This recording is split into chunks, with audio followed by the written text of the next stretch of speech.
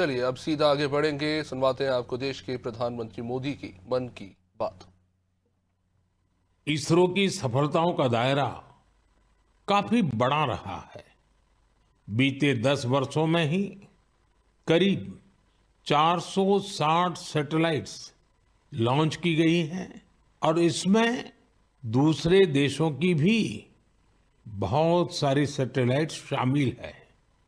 हाल के वर्षों की एक बड़ी बात ये भी रही है कि स्पेस साइंटिस्ट की हमारी टीम में नारी शक्ति की भागीदारी लगातार बढ़ रही है। मुझे यह देखकर भी बहुत खुशी होती है कि आज स्पेस सेक्टर हमारे युवाओं के लिए बहुत फेवरेट बन गया है। कुछ साल पहले तक किसने सोचा होगा कि इस क्षेत्र में स्टार्टअप और प्राइवेट सेक्टर की स्पेस कंपनियों की संख्या सैकड़ों में हो जाएगी। हमारे जो युवा जीवन में कुछ थ्रिलिंग और एक्साइटिंग करना चाहते हैं, उनके लिए स्पेस सेक्टर एक बेहतरीन ऑप्शन बन रहा है। साथियों, आने वाले कुछ ही दिनों में हम नेशनल साइंस डे मनाने जा रहे हैं। हमारे बच्चों का, युवाओं का साइंस में इंटरेस्ट और पैशन होना बहुत मायने रखता है। इसे लेकर मेरे पास एक आइडिया है जिसे आप one day as a scientist कह सकते हैं। यानी आप अपना एक दिन एक साइंटिस्ट के रूप में, एक वैज्ञानिक के रूप में बिताकर देखें। आप अपनी सुविधा के अनुसार, अपनी मर्जी के अनुसार कोई भी दिन चुन सकते हैं। उस दिन आप किसी रिसर्च लैब, प्लेनेटोरियम या फिर स्पेस सेंटर जैसी जगहों पर जरूर जाएं। इससे साइंस को लेकर आपकी जिज्ञासा और बढ़ेगी। स्पेस और साइंस की तरह एक और क्षेत्र है जिसमें भारत तेजी से अपनी मजबूत पहचान बना रहा है। ये क्षेत्र है एआई, यानी आर्टिफिशियल इंटेलिजेंस। हाल ही में मैं एआई के एक बड़े सम्मेलन में हिस्सा लेने के लिए पेरिस गया था। वहां दुनिया ने इस सेक्टर में भारत की प्रगति की खूब सराहना की। हमारे देश के लोग आज एआई का उपयोग किस किस तरह से कर रहे हैं, इसके उदाहरण भी हमें देखने को मिल रहे हैं। अब जैसे तेलंगाना में आदिलाबाद के सरकारी स्कूल के एक टीचर थोड़ासम कैलाश जी हैं। डिजिटल गीत संगीत में उनकी दिलचस्पी हमारी कई ट्राइबल लैंग्वेज को बचाने में बहुत महत्वपूर्ण काम कर रही है। उन्होंने एआई टूल्स की मदद से कोलामी भाषा में गाना कंपोज कर कमाल कर दिया है। वे एआई का उपयोग कोलामी के अलावा भी कई और भाषाओं में गीत तैयार करने के लिए कर रहे हैं। सोशल मीडिया पर उनके ट्रैक हमारे आदिवासी भाई बहनों को खूब पसंद आ रहे हैं। स्पेस सेक्टर हो या फिर एआई, हमारे युवाओं की बढ़ती भागीदारी एक नई क्रांति को जन्म दे रही है। नई नई टेक्नोलॉजी को अपनाने और आजमाने में भारत के लोग किसी से पीछे नहीं हैं। मेरे प्यारे देशवासियों, अगले महीने 8 मार्च को अंतर्राष्ट्रीय महिला दिवस है। यह हमारी नारी शक्ति को नमन करने का एक विशेष अवसर होता है। देवी महात्म्य में कहा गया है, विद्याः समस्ताः तव देवी भेदाः स्त्रियः समस्ताः सकला जगत्सु। अर्थात सभी विद्याएं देवी के ही विभिन्न स्वरूपों की अभिव्यक्ति है और जगत की समस्त नारी शक्ति में भी उनका ही प्रतिरूप है। हमारी संस्कृति में बेटियों का सम्मान सर्वोपरि रहा है। देश की मातृशक्ति ने हमारे स्वतंत्रता संग्राम और संविधान के निर्माण में भी बड़ी भूमिका निभाई है। संविधान सभा में हमारा राष्ट्रीय ध्वज प्रस्तुत करते हुए हंसा मेहता जी ने जो कहा था, मैं उन्हीं की आवाज में आप सबके साथ शेयर कर रहा हूं। It is in the fitness of things that this first flag that will fly over this august house should be a gift from the women of India. We have donned the saffron color. We have fought, suffered and sacrificed in the cause of our country's freedom. We have today attained our goal. In presenting this symbol of our freedom, we once more offer our services to the nation. We pledge ourselves to work for a great India, for building up a nation that will be a nation among nations. We pledge ourselves for working for a greater cause to maintain the freedom that we have achieved. साथियों, हंसा मेहता जी ने हमारे राष्ट्रीय ध्वज के निर्माण से लेकर उसके लिए बलिदान देने वाली देश भर की महिलाओं के योगदान को सामने रखा था। उनका मानना था कि हमारे तिरंगे में केसरिया रंग से भी ये भावना उजागर होती है। उन्होंने विश्वास व्यक्त किया था कि हमारी नारी शक्ति भारत को सशक्त और समृद्ध बनाने में अपना बहुमूल्य योगदान देगी। आज उनकी बातें सच साबित हो रही हैं। आप किसी भी क्षेत्र पर नजर डालें तो पाएंगे कि महिलाओं का योगदान कितना व्यापक है। साथियों, इस बार महिला दिवस पर मैं एक ऐसी पहल करने जा रहा हूं जो हमारी नारी शक्ति को समर्पित होगी। इस विशेष अवसर पर मैं अपने सोशल मीडिया अकाउंट जैसे एक्स, इंस्टाग्राम के अकाउंट्स, उनको देश की कुछ इंस्पायरिंग वुमेन को एक दिन के लिए सौंपने जा रहा हूं। ऐसी वुमेन जिन्होंने अलग अलग क्षेत्रों में उपलब्धियां हासिल की हैं, इनोवेशन किया है, अलग अलग क्षेत्रों में अपनी एक अलग पहचान बनाई है।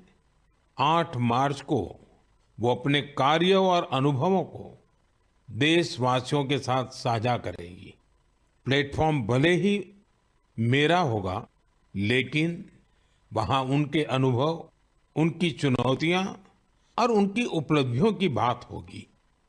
यदि आप चाहती हैं कि ये अवसर आपको मिले तो नमो ऐप पर बनाए गए विशेष फोरम के माध्यम से इस प्रयोग का हिस्सा बने और मेरे एक्स और इंस्टाग्राम अकाउंट से पूरी दुनिया तक अपनी बात पहुंचाए। तो आइए इस बार महिला दिवस पर हम सब मिलकर अदम्य नारी शक्ति को सेलिब्रेट करें, सम्मान करें, नमन करें। मेरे प्यारे देशवासियों, आप में से बहुत सारे लोग ऐसे होंगे जिन्होंने उत्तराखंड में हुए राष्ट्रीय खेलों के रोमांच का आनंद उठाया होगा। देश भर के 11,000 से अधिक एथलीट्स ने इसमें शानदार प्रदर्शन किया। इस आयोजन ने देवभूमि के नए स्वरूप को पेश किया। उत्तराखंड अब देश में स्ट्रांग स्पोर्टिंग फोर्स के रूप में भी उभर रहा है। उत्तराखंड के खिलाड़ियों ने भी शानदार प्रदर्शन किया। इस बार उत्तराखंड 7वें स्थान पर रहा। यही तो पावर ऑफ स्पोर्ट्स है, जो इंडिविजुअल्स और कम्युनिटीज के साथ साथ पूरे राज्य का कायाकल्प कर देती है। इससे जहां भावी पीढ़ियां प्रेरित होती हैं, वहीं कल्चर ऑफ एक्सेलेंस को भी बढ़ावा मिलता है। साथियों, आज देश भर में इन खेलों के कुछ यादगार प्रदर्शनों की खूब चर्चा है। इन खेलों में सबसे ज्यादा गोल्ड मेडल जीतने वाली सर्विसेज की टीम को मेरी बहुत बहुत बधाई।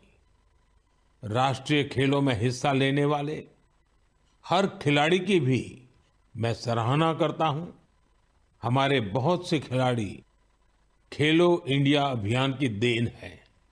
हिमाचल प्रदेश के सावन बरवाल, महाराष्ट्र के किरण मात्रे, तेजस सिरसे या आंध्र प्रदेश की ज्योति याराजी, सबने देश को नई उम्मीदें दी हैं।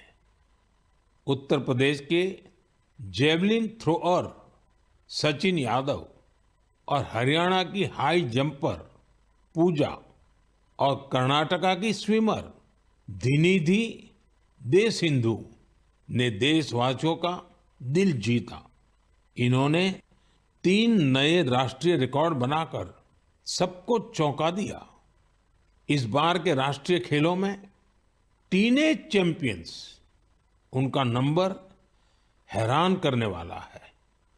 15 साल के शूटर गेविन एंटनी, यूपी की हैमर थ्रो खिलाड़ी 16 साल की अनुष्का यादव, मध्य प्रदेश के 19 साल के पोल वाल्टर देव कुमार मीणा ने साबित किया कि भारत का स्पोर्टिंग फ्यूचर बेहद प्रतिभावान पीढ़ी के हाथों में है। उत्तराखंड में हुए नेशनल गेम्स ने ये भी दिखाया कि कभी हार ना मानने वाले जीतते जरूर है। कंफर्ट के साथ कोई चैंपियन नहीं बनता। मुझे खुशी है हमारे युवा एथलीटों के डिटर्मिनेशन और डिसिप्लिन के साथ भारत आज ग्लोबल स्पोर्टिंग पावर हाउस बनने की ओर तेजी से आगे बढ़ रहा है। मेरे प्यारे देशवासियों, देहरादून में नेशनल गेम्स की ओपनिंग के दौरान मैंने एक बहुत ही अहम विषय उठाया है, जिसने देश में एक नई चर्चा की शुरुआत की है। ये विषय है ओबेसिटी, यानी मोटापा। एक फिट और हेल्दी नेशन बनने के लिए हमें ओबेसिटी की समस्या से निपटना ही होगा। एक स्टडी के मुताबिक आज हर 8 में से 1 व्यक्ति ओबेसिटी की समस्या से परेशान है। बीते वर्षों में ओबेसिटी के मामले 2 गुने हो गए हैं। लेकिन इससे भी ज्यादा चिंता की बात यह है कि बच्चों में भी मोटापे की समस्या 4 गुना बढ़ गई है। WHO का डेटा बताता है कि 2022 में दुनिया भर में करीब 250 करोड़ लोग ओवरवेट थे, यानी आवश्यकता से भी कहीं ज्यादा वजन था। ये आंकड़े बेहद गंभीर है और हम सभी को सोचने पर मजबूर करते हैं कि आखिर ऐसा क्यों हो रहा है। अधिक वजन या मोटापा कई तरह की परेशानियों को, बीमारियों को भी जन्म देता है। हम सब मिलकर छोटे छोटे प्रयासों से इस चुनौती से निपट सकते हैं। जैसे एक तरीका मैंने सुझाया था, खाने के तेल में 10% 10% की कमी करना। आप तय कर लीजिए कि हर महीने 10% कम तेल उपयोग करेंगे। आप तय कर सकते हैं कि जो तेल खाने के लिए खरीदा जाता है, खरीदते समय ही अब 10% कम ही खरीदेंगे। ये ओबेसिटी कम करने की दिशा में एक अहम कदम होगा। मैं आज मन की बात में इस विषय पर कुछ स्पेशल मैसेज भी आप लोगों से शेयर करना चाहता हूं।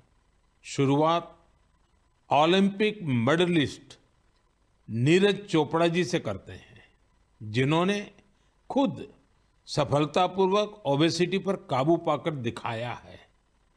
सभी को नमस्ते, मैं नीरज चोपड़ा आज आप सभी को बताना चाहता हूं कि हमारे माननीय प्रधानमंत्री श्री नरेंद्र मोदी जी ने मन की बात में इस बार ओबेसिटी के बारे में चर्चा की है, जो हमारे देश के लिए बहुत ही अहम मुद्दा है। और मैं कहीं ना कहीं इस बात को खुद से भी रिलेट करता हूं, क्योंकि जब मैंने ग्राउंड पे जाना स्टार्ट किया था तो उस टाइम मेरा भी काफ़ी मोटापा था, और मैंने जब ट्रेनिंग स्टार्ट की, अच्छा खाना स्टार्ट किया, तो काफ़ी हेल्थ में मेरे सुधार आया। और उसके बाद जब मैं एक प्रोफेशनल एथलीट बन गया तो उसमें भी मेरी काफ़ी हेल्प मिली। और साथ में बताना चाहूँगा कि जो पेरेंट्स हैं वो खुद भी आउटडोर स्पोर्ट कोई ना कोई खेलने अपने बच्चों को भी लेके जाएं और एक अच्छा हेल्दी लाइफस्टाइल बनाएं, अच्छा खाएं और अपने शरीर को 1 घंटा या जितना भी टाइम आप दे सकते हैं दिन में वो दें एक्सरसाइज के लिए। और मैं एक बात और ऐड करना चाहूँगा, अभी हाल ही में हमारे प्रधानमंत्री जी ने बोला था कि जो खाने में यूज होने वाला ऑयल है उसको 10% तक कम करें, क्योंकि कई बार हम काफ़ी तली हुई चीज़ें, ऐसी चीज़ें खा लेते हैं जिससे ओबेसिटी पे काफ़ी इम्पैक्ट पड़ता है। तो मैं सभी को कहना चाहूँगा कि इन चीज़ों से बचें और अपनी हेल्थ का ध्यान रखें। बस यही आपसे मैं गुजारिश करता हूँ, और साथ उठ के हम अपने देश को ऊपर उठाएंगे। धन्यवाद। नीरज जी, आपका बहुत बहुत आभार। जानी मानी एथलीट निखत जरीन जी ने भी इस विषय पर अपनी बात रखी है। हाय, मेरा नाम निखत जरीन है और मैं 2 टाइम्स वर्ल्ड बॉक्सिंग चैंपियन हूँ। जैसे कि हमारे प्रधानमंत्री नरेंद्र मोदी जी ने मन की बात में ओबेसिटी को लेकर जिक्र किया है, and I think it's a national concern. हमें अपनी हेल्थ को लेकर सीरियस होना चाहिए, बिकॉज मोटापा जितनी जल्दी से फैल रहा है हमारे इंडिया में, उसको हमें रोकना चाहिए और कोशिश यही करनी चाहिए कि हम जितना हो सके हेल्दी लाइफस्टाइल फॉलो करें। मैं खुद एक एथलीट होके कोशिश करती हूँ कि मैं हेल्दी डाइट फॉलो करूँ, बिकॉज अगर मैंने गलती से भी अनहेल्दी डाइट ले लिया है या मैंने ऑयली चीजें खा ली, तो जिसकी वजह से मेरे परफॉर्मेंस पे इम्पैक्ट पड़ता है और मैं रिंग में जल्दी थक जाती हूँ। एंड मैं कोशिश यही करती हूँ कि मैं जितना हो सके एडिबल ऑयल जैसी चीज़ों को मैं कम इस्तेमाल करूँ और उसकी जगह हेल्दी डाइट फॉलो करूँ और डेली फिजिकल एक्टिविटी करूँ, जिसकी वजह से मैं हमेशा फिट रहती हूँ। एंड आई थिंक हम जैसे कॉमन लोग जो है तो डेली जॉब पे जाते हैं, काम पर जाते हैं, एंड आई थिंक हर किसी को हेल्थ को लेकर सीरियस होना चाहिए और कुछ ना कुछ डेली फिजिकल एक्टिविटी करनी चाहिए, जिसकी वजह से हमें बीमारियों जैसे हार्ट अटैक है और कैंसर जैसे बीमारियों से हम दूर रहे और अपने आप को फिट रखें, क्योंकि हम फिट तो इंडिया फिट। निखत जी ने वाकई कुछ अच्छे पॉइंट्स बताए हैं। आइए अब सुनते हैं डॉक्टर देवी शेट्टी जी का क्या कहना है। आप सभी जानते हैं वे एक बहुत ही सम्मानित डॉक्टर हैं जो इस विषय पर निरंतर काम कर रहे हैं। I would like to thank our Honorable Prime Minister for creating an awareness about obesity in his most popular Man Ki Baat program. Obesity today is not a cosmetic problem. It is a very serious medical problem. Majority of the youngsters in India today are obese. The main cause of obesity today is poor quality of food intake, especially excess intake of carbohydrates, that is rice, chapati and sugar, and of course large consumption of oil. Obesity leads to major medical problems like heart disease, high blood pressure, fatty liver and many other complications. So my advice to all the youngsters, start exercising, control your diet and be very, very active and watch your weight. Once again, I would like to wish all of you very, very happy, healthy future. Good luck and God bless. साथियों, खाने में तेल का कम उपयोग और obesity से निपटना यह केवल पर्सनल चॉइस नहीं है, बल्कि परिवार के प्रति हमारी जिम्मेदारी भी है। खान पान में तेल का अधिक इस्तेमाल हार्ट डिसीज, डायबिटीज और हाइपरटेंशन जैसी ढेर सारी बीमारियों की वजह बन सकता है। अपने खान पान में छोटे छोटे बदलाव करके हम हमारे फ्यूचर को स्ट्रॉन्गर, फिटर और डिसीज फ्री बना सकते हैं। इसलिए हमें बिना देर किए इस दिशा में प्रयास बढ़ाने होंगे। इसे अपने जीवन में उतारना होगा। हम सब मिलकर इसे खेल खेल में बहुत प्रभावी रूप से कर सकते हैं। जैसे मैं आज मन की बात के इस एपिसोड के बाद 10 लोगों को आग्रह करूंगा, चैलेंज करूंगा कि क्या वो अपने खाने में ऑयल को 10% कम कर सकते हैं, और साथ ही उनसे ये आग्रह भी करूंगा कि वो आगे नए 10 लोगों को ऐसा ही चैलेंज दे। मुझे विश्वास है इससे ओबेसिटी से लड़ने में बहुत मदद मिलेगी। साथियों, क्या आप जानते हैं कि Asiatic lion, Angul, pygmy hogs और लायन टेल मैकाक, इसमें क्या समानता है? इसका जवाब है कि ये सब दुनिया में कहीं और नहीं पाए जाते हैं, केवल हमारे देश में ही पाए जाते हैं। वाकई हमारे यहाँ वनस्पति और जीव जंतुओं का एक बहुत ही वाइब्रेंट इकोसिस्टम है, और ये वन्य जीव हमारे इतिहास और संस्कृति में रचे बसे हुए हैं। कई जीव जंतु हमारे देवी देवताओं की सवारी के तौर पर भी देखे जाते हैं। मध्य भारत में कई जनजातियां बागेश्वर की पूजा करती हैं।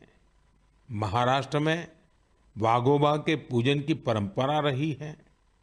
भगवान अयप्पा का भी बाघ से बहुत गहरा नाता है। सुंदरवन में बोन बीबी की पूजा अर्चना होती है, जिनकी सवारी बाघ है। हमारे यहाँ कर्नाटका के हुली वेशा, तमिलनाडु के पुली और केरला के पुलिकली जैसे कई कल्चरल डांसेस हैं जो नेचर और वाइल्ड लाइफ के साथ जुड़े हुए हैं। मैं अपने आदिवासी भाई बहनों का भी बहुत आभार करूंगा, क्योंकि वो वाइल्ड लाइफ प्रोटेक्शन से जुड़े कार्यों में बढ़ चढ़कर भागीदारी करते हैं। कर्नाटका के बीआरटी टाइगर रिजर्व में बाघों की आबादी में लगातार वृद्धि हुई है। इसका बहुत क्रेडिट सोलिगा ट्राइब्स को जाता है, जो बाघ की पूजा करते हैं। इनके कारण इस क्षेत्र में मैन एनिमल कॉन्फ्लिक्ट ना के बराबर